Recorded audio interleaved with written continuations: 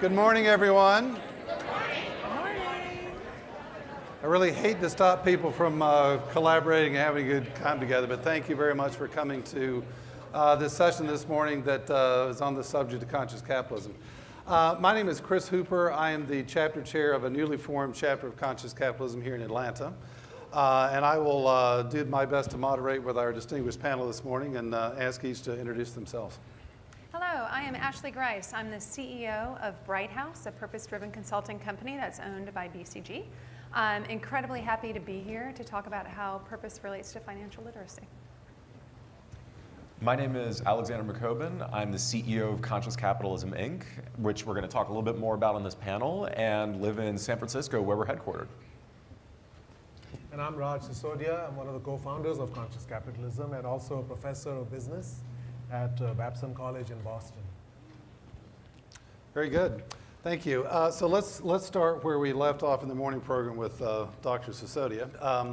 Raj, you wrote a book in 2007 called Firms of Endearment that in many ways launched a lot of the thinking that coalesced into conscious capitalism. Can you talk a bit about how conscious capitalism was conceived, founded, and what it is in broad terms? We're getting some ominous echoes, right? It's like, like the aliens are landing, I think. So, conscious capitalism as a movement started roughly 10 years ago, actually almost exactly 10 years ago. And my path to it was as a somewhat disgruntled business professor, marketing professor who really saw a lot of what was lacking in the story of business, and in fact what was rather corrosive. Business is almost a form of war.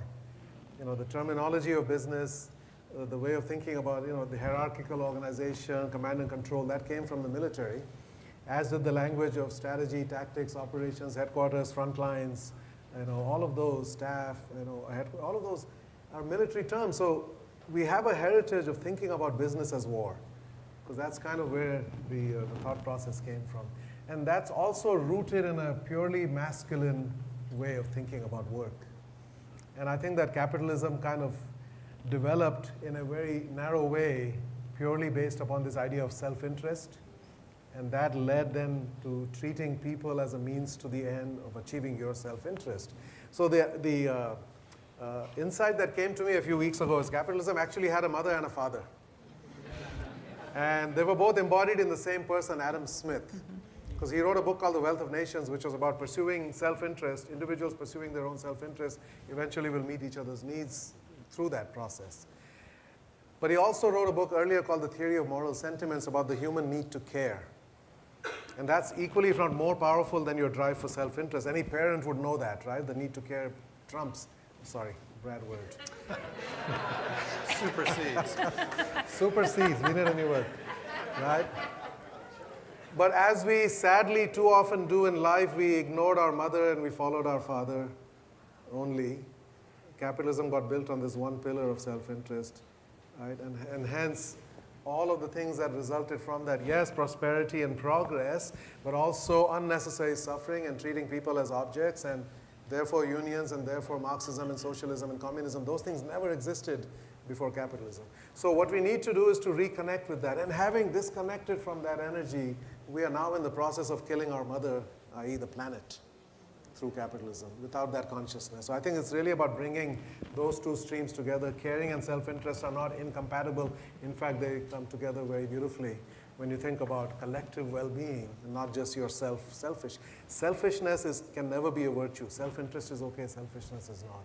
So for me, seeing that was really part of my journey, and being unhappy with the old story about business, and then through that book, Firms of Endearment, companies that are loved by everybody, discovering a new way of being, right? That it is rooted in a higher purpose, not just about making money. Money is a means to that end. It is about taking care of everybody, not just the shareholders. It is about leaders who care about people and purpose ahead of power and ego and self-enrichment. And it is about cultures where people actually look forward to going to work and you don't have fear and stress, which is what you typically have in most companies. And at the end of that, the icing on the cake was not only are these wonderful companies and great places to work and wonderful to all of their stakeholders, they also are far more successful in the long term, outperforming the market 9-1 over a 10-year period. So there's no reason not to do this. In fact, you cannot justify the other way of doing business anymore. So out of that, I met John Mackey, the CEO of Whole Foods, and he had been talking about the idea of conscious capitalism and encapsulating some of those ideas. So we came together, and then the movement launched roughly 10 years ago, and now we're in 15 countries and 35 cities in the US. We have chapters, and it's growing rapidly. So it's been a wonderful and very gratifying movement to be part of. Great, thank you. Alexander, could you go a little deeper on the thread that Raj just touched on about the organization itself and what its purpose is and principles of conscious capitalism, that type of overview of the organization today? Absolutely. So about 6 or 7 years ago, when Raj and John were about to publish the book, Conscious Capitalism, several organizations actually came together to create Conscious Capitalism, Inc., as a nonprofit in order to elevate humanity through business, to spread the message, understanding, and practice of conscious capitalism. And some people think being a nonprofit seems a little odd because we're all about business, but nonprofits are just as much a part of the market as for-profits are. We want to support all organizations that are trying to elevate humanity. And what we're really dedicated to is providing the support for businesses and business leaders to live into their purposes and make the world a better place. And that really comes down to 3 things for us. The first is to provide a community for these business leaders. It can sometimes be lonely to think that you should have a higher purpose than just maximizing profit to your business. Business schools, pundits, the media typically talk about ultimately the stock price or how much profit a business is making, and to think about something like helping the less fortunate out or really creating opportunities for your employees as your primary goal or anything else can seem a little off, but knowing that there are others out there who share your views, who have been through your challenges before, who are able to provide you support, even if it's a call at 10 o'clock at night, can be so helpful. The second thing we do is provide learning and development opportunities. We want to actively support business leaders to better understand what we call the 4 tenets of conscious capitalism. Having a higher purpose than just maximizing profit. Stakeholder orientation rather than an exclusive focus on a single stakeholder group like shareholders. It's not that shareholders don't matter, it's that other stakeholders matter as well. How can we create win-win-win solutions so that by benefiting employees, we benefit investors and benefit customers and benefit the community and benefit everyone else at the same time? Conscious leadership. It's not just about managing resources in an organization. It's about living up to the values of an organization and embodying them through the people who are running the organization day in and day out. And of course, conscious culture. So not just having a plan for generating revenue, but really thinking about those day-to-day interactions, the implicit ways that people support one another, so that it's creating a culture that is authentic and caring in addition to creating value and delivering results at the same time. And thirdly, we want to help businesses communicate your stories for how you're making the world a better place. Too often, businesses aren't actually telling the human side of what they do, how your new policy or your new product or your new approach to hiring is making people's lives better off. We want to better understand what that is and help you craft that message so you can share that with the local community, with the media and academia so they can better understand this. And the hope being that this will inspire other business people to adopt a similar perspective and encourage more people to go into business as a way to make the world better off. Great, thank you. Does this make sense to people? Does this sound like a good thing? One thing I'd like to ask Ashley help comment on is that this is taking root in the broader business world, especially the idea of purpose. And you heard the SunTrust team this morning with Bill Rogers, a ringing endorsement of how important purpose is and the success of their bank. And Ashley's firm several years ago actually helped Bright House develop their purpose, which is what they do. And recently, the firm was acquired by Boston Consulting Group, which you're probably familiar with. It's one of the big consultancies along with Bain and McKinsey and those type of organizations. So question to Ashley is, why would BCG buy a relatively small group in Atlanta, Georgia focused on purpose? Because they recognize the power of it. Because the pieces that these fellows just beautifully articulated is what BCG really knew. And in fact, BCG had a sneaking suspicion back in the day. So I've worked at Bright House for a long time, but I worked there in 2003 for several years. And we worked with BCG partners back then in bits and pieces, and had a long-term relationship. And finally, we made it official, got married 2015 to really come on board. And the reason that I think it really came to their consciousness is because back in 2003, when I would pitch this gig, right, and I'd say these pieces, and I would, go up in front of these executives, and I would, at some point during this piece, I'd say, it's a magical process. It is a piece that will transform your life in ways that you don't really understand, and it will also transform your business in ways that you can't see. I promise you that's the case, right? Fast forward until 2015, there's been companies who have been doing this. There have been results that show the shareholder value and the employee retention and the engagement of people, the excitement around it. And so now there is actual data to back that up, right? BCG is full of a lot of smart people. And they've been looking at that for a really long time. And all of a sudden their clients were also demanding and saying, listen, we need to do business differently. This is more about how are we doing this and how do we keep our employees engaged and what is making us thoughtful and good in kind of the eyes of social media, in the eyes of our employers, in the eyes of our employees, in the eyes of the clients that we want to attract. This is a piece that started to have a lot of demand in the zeitgeist, and it's really at a groundswell at this point. And so BCG had kind of checked us out early on and been along for the ride and seen this amazing trajectory of how purpose was making a difference in companies like the SunTrust of the world, like Delta Airlines, something I worked on back in the day. And what kind of effect that had in market. And so that's one of the major pieces. From our perspective, we started out small when they bought us, and we are absolutely exploding in growth because not only is there demand for this in the States, there's real demand globally in terms of how we bring purpose into large organizations. And so that's been a great piece for us as well. The scale of BCG has been really helpful for us to get into spaces to really bring true light to the world, as we say. Great, thank you. Something that you had shared with me recently that I'd like to ask you to comment on, as well as Alexander and Raj, is that many companies have a vision and they have a mission and they're profitable, and in the past generation of business, that's been a big message. You've got to have a mission and vision and whatever. And so you come in and talk to clients about purpose, and I think you told me you get a bit of a, well, I have these other things. Why would I need a purpose? What's the difference in purpose-driven, higher purpose-driven organization versus a profitable mission values organization? Sure. So when we talk about mission, we always talk about mission is what you do, right? Vision is where you are going. Purpose is why you do it. So mission is a what, vision is a where, and purpose is a why. And oftentimes, say that one more time. Mission is a what, it's what you do. Purpose or vision is where you are going. Where am I going to be 5 to 10 years? But your purpose is your why, right? The first two can be timely, depending on where your organization is, whether it's in its infancy or if it's really been sophisticated and growing for a long time.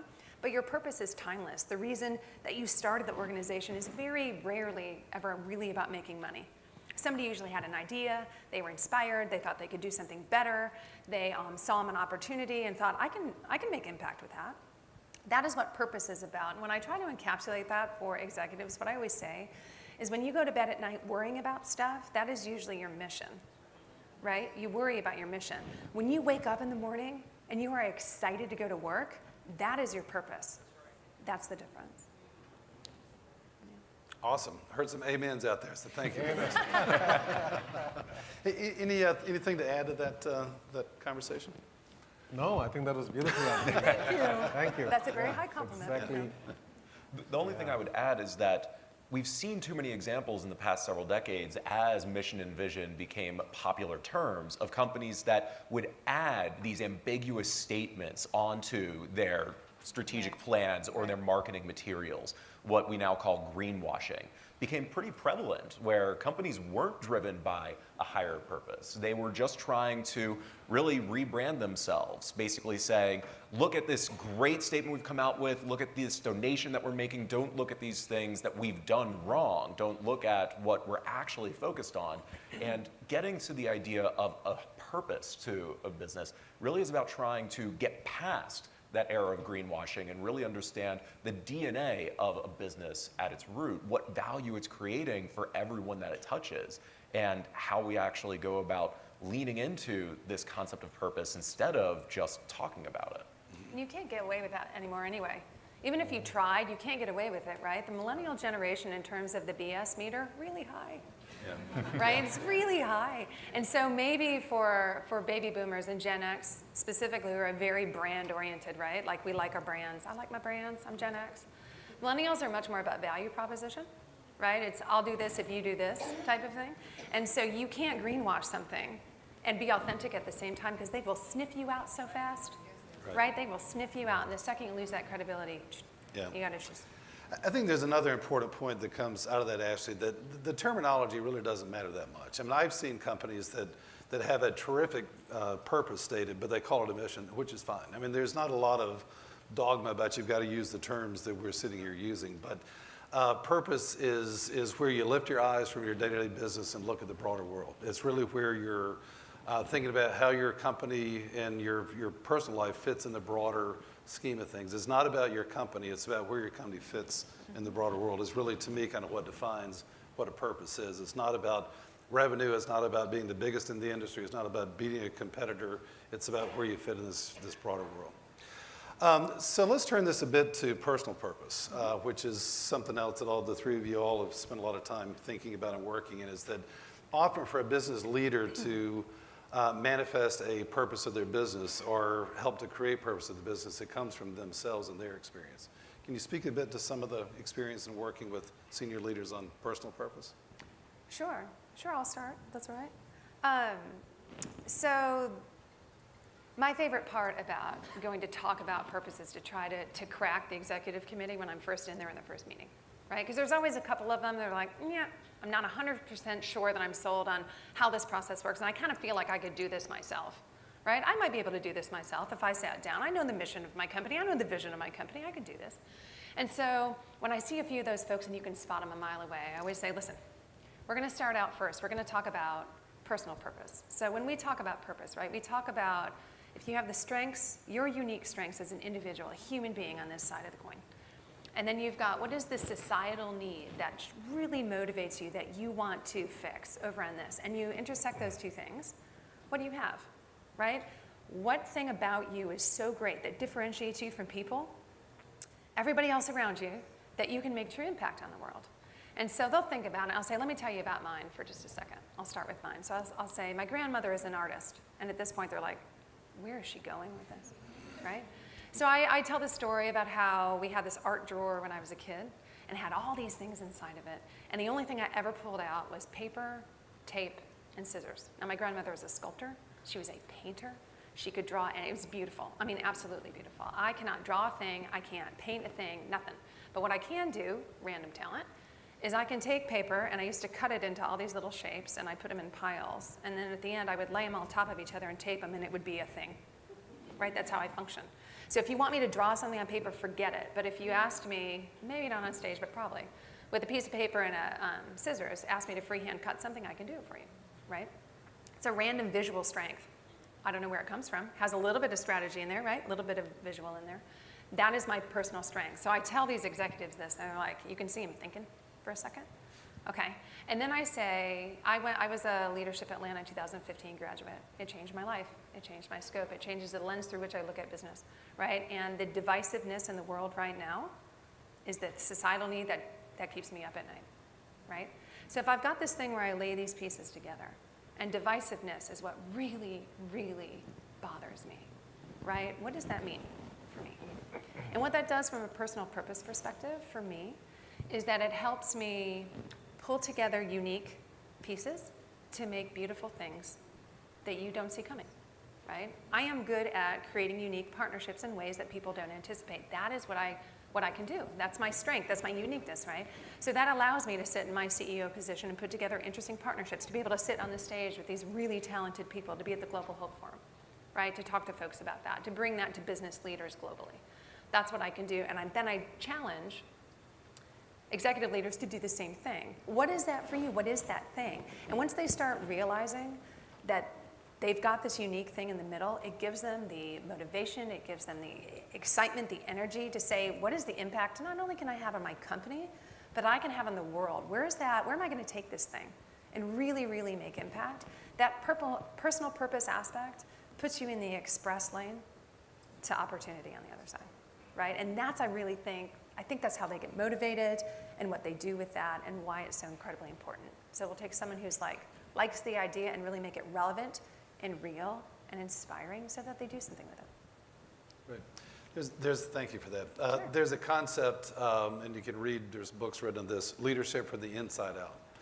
That what someone is on the inside really becomes how they lead on the outside. And if you don't start with that inside piece, the outside is almost by definition compromised. Any other comment along on this topic? Yeah, no, I think the two thinkers who have really influenced me thinking about purpose one is Viktor Frankl. If you have not read Man's Search for Meaning, that is the #1 book that you should read over all else. And he had a deep insight about human beings. So human beings want to be happy, but he said happiness cannot be pursued. The more you pursue happiness, all you're going to do is pursue what we call hedonic pleasure, right? And you'll wake up perhaps in a worse place. Yeah. Happiness ensues. It is the outcome of living a life of meaning and purpose.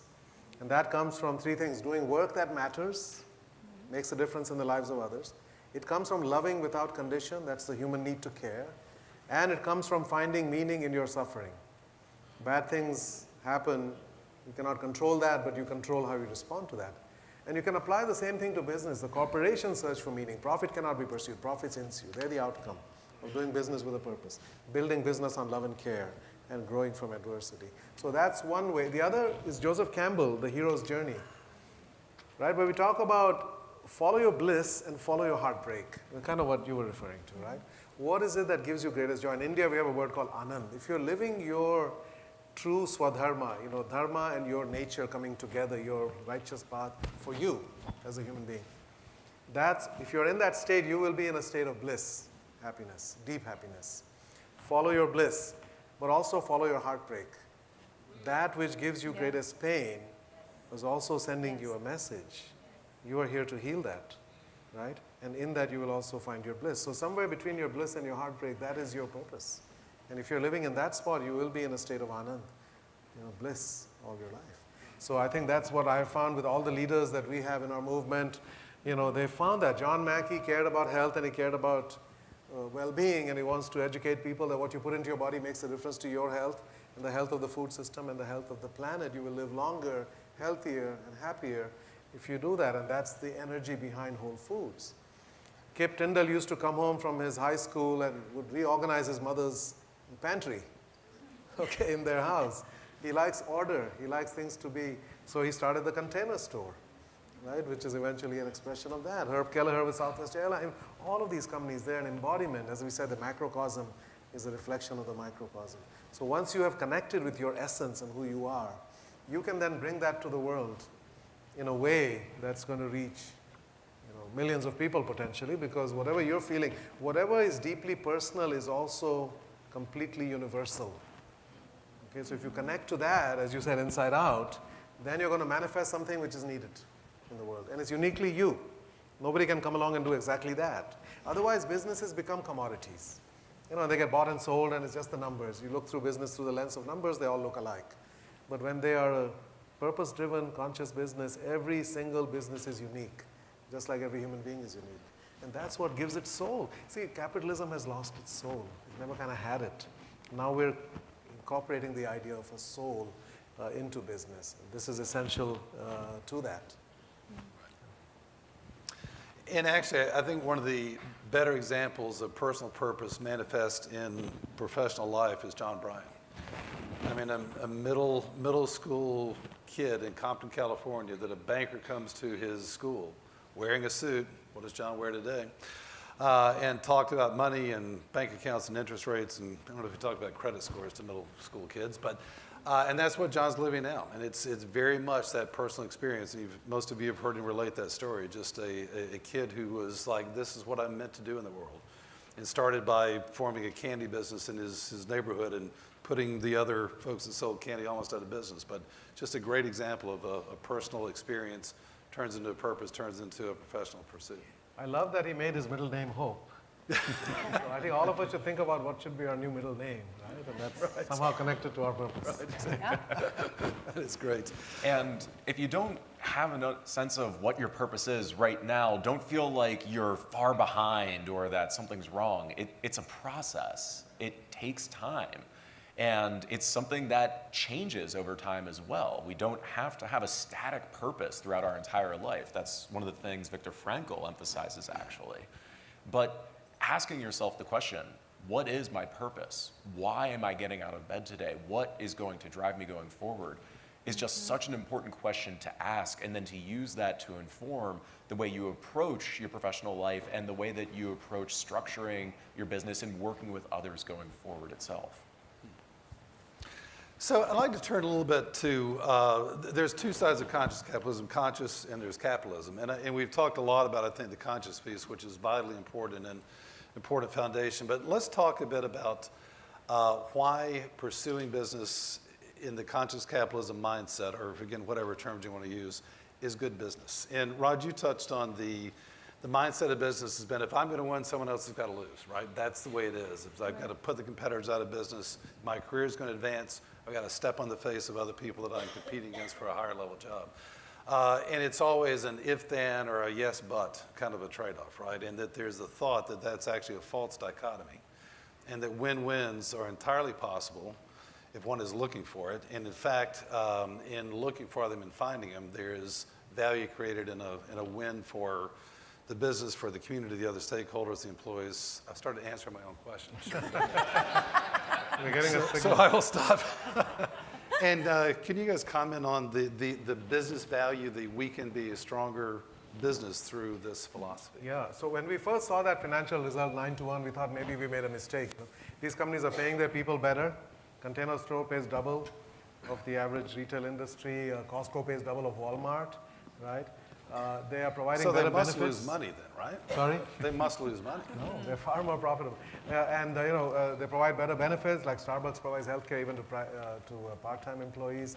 They're investing in their customers, they're not squeezing their suppliers, so their suppliers are profitable and therefore innovative and can look after their people.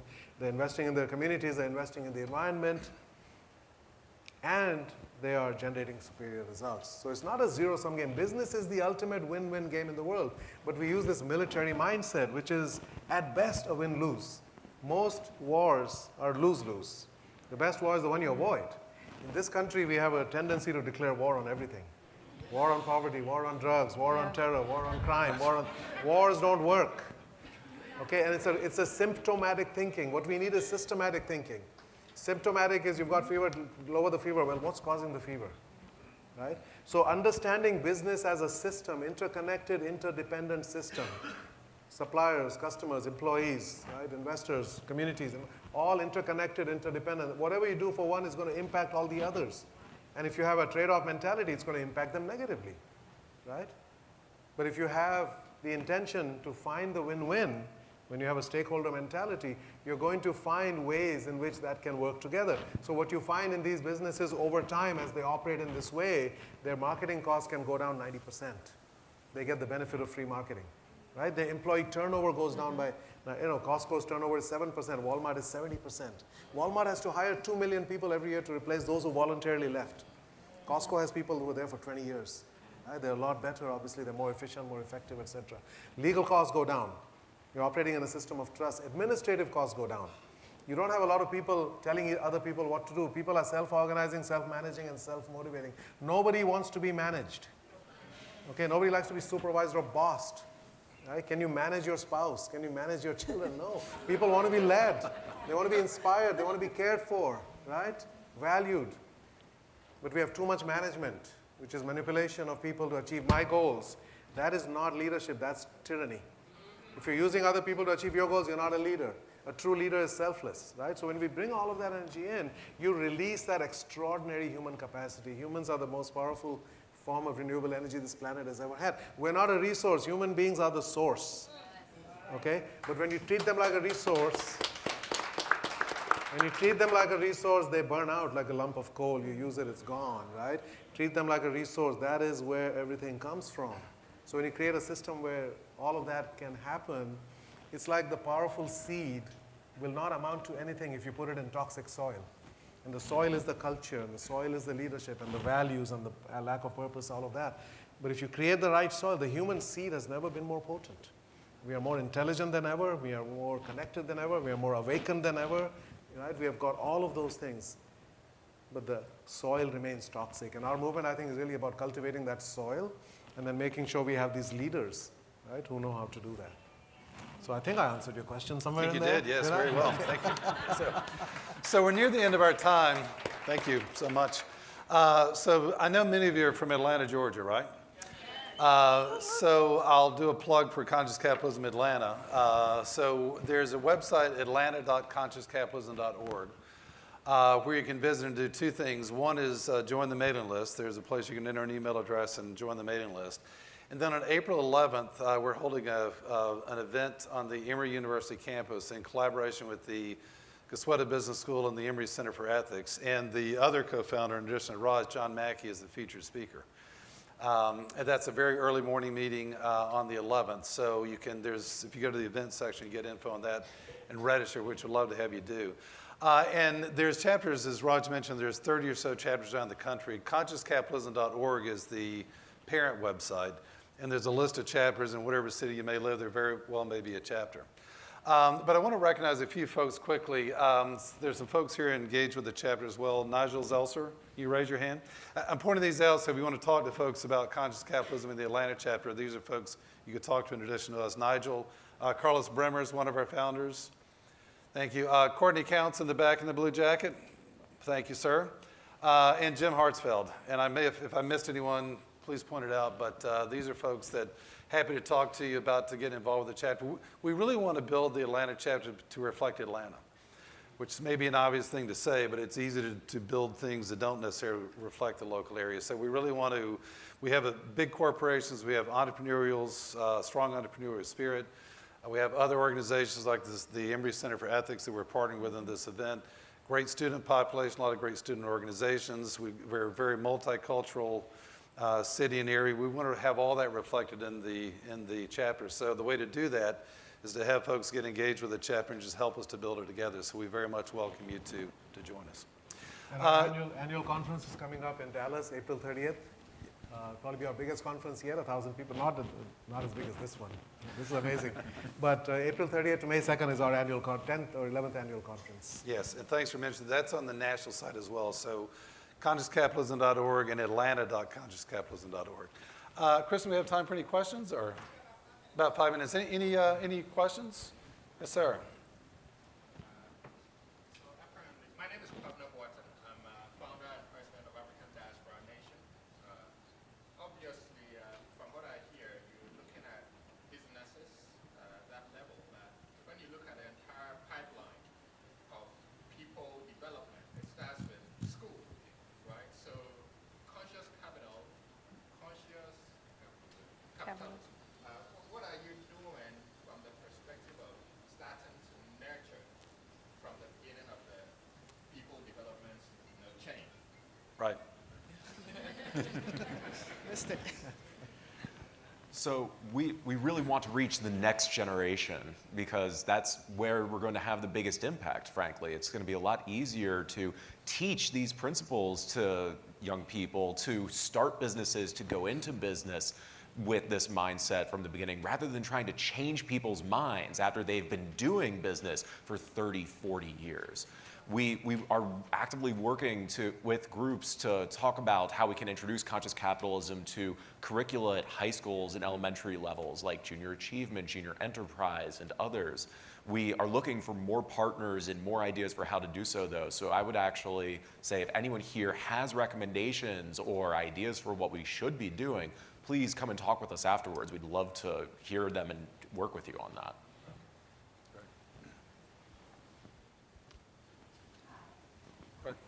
Right behind you there. Thank you. Hi, my name is Alicia Newton, and I found out today I'm an independent consultant, not a small business. So I have a question for you. It sounds like conscious capitalism is inclusion in action. and I do a lot of work in diversity and inclusion. And I heard you say that one of the things that you do is support learning and training opportunities for for who you're partnering with, for businesses. And I'd like to hear a little bit more about that, and just want to applaud the work, and we'll definitely be seeking out the Atlanta chapter. Thanks. So we're developing workshops and training materials on different topics, mainly around those 4 tenets that I talked about before, but we're exploring different avenues to help business leaders better understand and practice this. So for example, coming up, we have 2 site visits to businesses in our network. One is to Barry Waymiller out in Wisconsin. Raj actually wrote a book called Everybody Matters with their CEO, talking about the philosophy of being focused on supporting the human beings in a company rather than seeing them as resources. And we also have a site visit to a company called Grayston Bakery coming up in June that Raj talked about in his talk earlier, so that executives can learn about this open hiring practice where you don't have any interviews, you don't do background checks, you just hire the next person on the list to give them a chance. And we want to develop more partnerships like that and offer more workshops and trainings, and are looking for more people to partner with. And this is also, that's a great question. It's something we want to do locally. Carlos Bremer is on our board as our director of education, and he has a real passion and skill in the education area. So we're still defining exactly what that means, but these 4 principles of conscious capitalism, we intend to do like a program in each one of them this year. And the one with John Mackey on April 11th is really focused on purpose, even though you got a pretty good dose of that here today. And then maybe do some follow-up, like more in-depth seminars around these topics as well as other topics. So it's very much part of the purpose of the organization and something that we're going to implement here in Atlanta. And there is a brand new book that's literally coming out this week, The Field Guide, How Do You Implement Conscious Yeah, Capitalism? it's the field guide to conscious capitalism, more how it's implemented. They have it upstairs, actually. Yeah, okay. And Raja is one of the authors, so maybe he can sign it for you upstairs. Right. Let me go to the back of the room, if I may, which I think we've missed so far. I want to thank you, all of you, because the inspiration and the words of wisdom that you had mentioned to all of us, I mean, everybody's writing down. And one thing that I got here is how do you find these communities of inspiration? Because, I mean, today I am inspired with everything I'm hearing, how things are connecting itself, but I want to know your experience. The question is, what was the inspiration? Is that? No, the communities of inspiration, I mean, you guys are providing a lot. So I would like, the question to you is, how do you find these communities of inspiration in your own life? I mean, your experience. Yeah. Source of inspiration? Yours. My source of inspiration, yeah. Well, now there's no shortage of that. We travel around and we just get all these incredible stories. What happened for me, I was in a writing retreat in the Poconos, writing about these companies that we were not at that point calling firms of endearment. It was called something else, In Search of Marketing Excellence or something. And there were these stories about companies and what they were doing for people. And it was so powerful. I mean, I found that I had tears in my eyes as I'm trying to write. And I said, wow, this is the first time I've ever had a positive emotional reaction to my work. And I said, you have to listen to your body. When your body is telling you something, there's a physical reaction to a thought or an idea. I said, wow, this is something that's telling me that I was not looking for my purpose kind of found me. Right? So if you stay open and connected to your own essence, don't lose that, who you were as that innocence. There's an innocence on the other side of wholeness. You start out innocent and life does all these things to you, and hopefully you can heal from that and become whole again, and then can you reconnect to that innocence? You don't have to lose that innocence. You can find a powerful version of that innocence rooted in strength and love, right? And if you can connect to that, so somehow it was speaking to me, and that's what inspired me to find more of these, right? Hence the name Firms of Endearment. And now, once you find that, you see it everywhere. You think, people would say, oh, come on, that's crazy. There's no companies that people love. And then I start naming them and say, of course, right? So, as I said, you will see it when you believe it. So then we started to find a lot more of these. And now, as I said, there's no shortage of inspiration. I mean, this new book is just filled with, we have 40 different companies that we have interviewed that have extraordinary stories about these kinds of things, right? So it all exists. It's all out there. If you're looking for inspiration, you can find it. And these communities are developing around the world. As Raj mentioned, we have chapters in 15 countries, in 35 cities here in the United States. Those are communities of like-minded business leaders for you to meet. The Atlanta chapter is a great opportunity to connect with other people. Or it's another plug, but coming out to our annual conference in Dallas from April 30th to May 2nd, which is going to be the largest gathering of conscious capitalisms we've ever had, to meet these other individuals and then stay connected with them afterwards. And then there's so many other great organizations that are doing more of this, like Operation Hope or Inclusive Capitalism or B Corporations and others. They're out there. We need to connect with one another more and make ourselves available to be a part of these communities. Well, and on a personal level too, there are people around you in your small sphere, right? Aren't we the average of the 5 people we spend the most time with? Isn't that what we hear? Right? And I think one of the things that Leadership Atlanta taught me was the power of my voice and the fact that I hadn't used it appropriately before, right? So I was a little awakened to like, what do I do with that and how do I actually take that and do something with it? There are people who are around you now who are willing to use their voice. Look for those people, right? Think among the people you spend time with, and there'll be a handful of them. Go find those people and have a conversation that matters about something. Whether or not you guys disagree or agree on whatever that topic is, have a conversation that matters about it. And through those things, right, through that kind of development of what that purpose, that spirit is for you, you will find your way and you will find your group, and those people will lead you to other people who will lead you to other people who will then like, oh, right? There's the light, right? But it takes like opening your mouth the first time to say, I believe in this. I want to take a stand on this and be willing to do that. And I think if you start with that particular piece, you'll get to the point where those people all of a sudden are like beacons in the night. That makes sense. The last thought I would want to add is be willing to be vulnerable with each other. That's the way you find the authenticity, the humanity. As we say, vulnerability is not a liability, it's an ability. It's right in the word. And yet we're so afraid because we have this macho masculine, like cannot show any weakness or vulnerability. Without showing that, there is no human connection. And this is where we need to bring a lot more of the feminine energy, not only more women, but men having the ability to embody vulnerability and caring and empathy and compassion. That is as needed as having more women in the workplace. All of that is together. Great. Have we used your time well? Yes. Good, because we're out of it. So thank you very much. Great turnout. Really appreciate the interest. And again, feel free to chat with any of us afterwards, any of the folks I pointed out about further conversation.